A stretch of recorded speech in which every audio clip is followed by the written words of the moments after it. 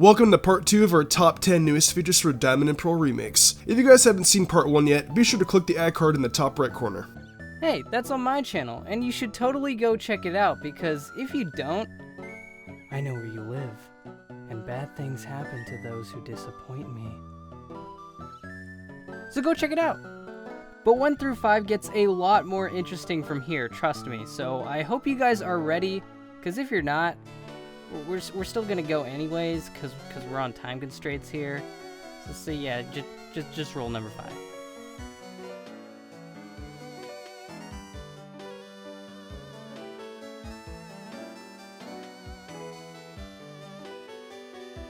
Rotom played such a huge role in Sun and Moon being the Pokedex, and honestly it did a great job. Since Rotom is a Generation 4 Pokemon, why not use Rotom's ability to take over electrical appliances as a way of clearing obstacles throughout the game? For example, Rotom could take over electrical objects to cut down trees or smash rocks. The items it uses could serve as key items throughout the games, that way the player can't access certain areas without getting them. In a way, it would be like HMs, except cooler, and it would stick to the no HM trend like in Sun and Moon. I also have to say I would love to see Rotom have its Dex form again.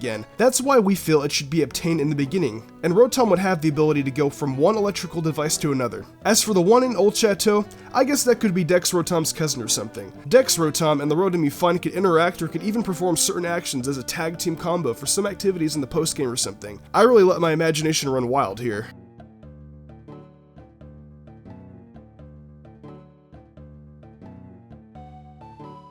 This next feature has been beaten to death by the Poketubing community, being included in almost every single top 5 hopes for Sun and Moon video, so I'll be quick with this one.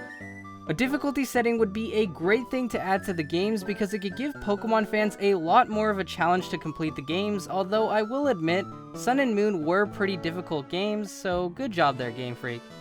And if the harder setting proves to be too difficult for some Pokemon fans, they could just lower the difficulty to either medium or easy mode. To be honest, this feature was only really included because we know the comment section would be littered with "Where's the difficulty setting, idiot?" So here you go, difficulty setting.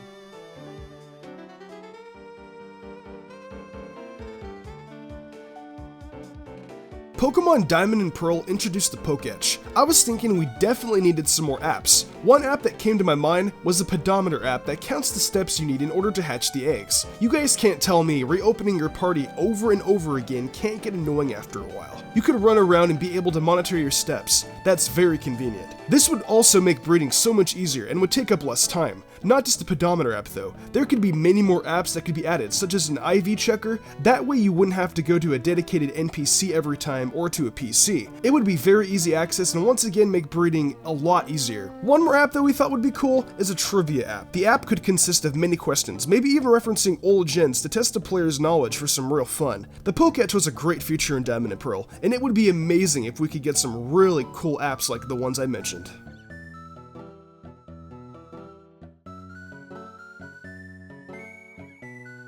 Online contests.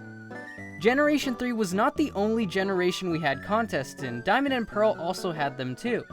ORAS brought them back, but they seemed very empty, and with the new 3DS's online features, it could have easily been done. I think the Diamond and Pearl remake should bring online contests to the table. This would bring a brand new aspect to Pokemon competitively with thoughts of still having to make cunning strategies. Bringing moves that can prevent stuns or moves that can stun and take away heart power.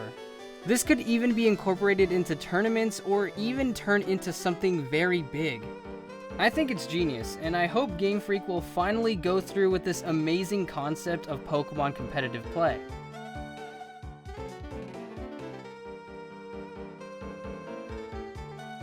So I think this number 1 slot is well deserved, and is a well-known one that people have been asking for a long time now. The idea is being able to gift Pokemon in items. This would be an excellent feature that would take away having to get a token Pokemon just to receive the Pokemon you want. Of course, trading would still definitely be a feature, but this would make it easier to receive a Pokemon. Or if it's a Christmas gift, there's your gift. Pokemon are one thing though, being able to gift items would be even greater. No more having to give a Pokemon a held item and reopening the tray to take off the item and trade the Pokemon back. We've needed this since Generation 2. It's been almost 20 years now, Game Freak. Give us this. please. Well, that pretty much wraps up this list. I really do hope Sinnoh remakes will be a thing. A lot of fans, including Eryizo and myself, have been wanting this a long time, so I really hope Game Freak will come through. What kinds of features would you guys like to see though? Share them with us in the comment section below. I also wanted to thank Eryizo for joining me in this top 10. The pleasure was all mine, and again, if you guys haven't watched part 1 yet, then what the hell, man?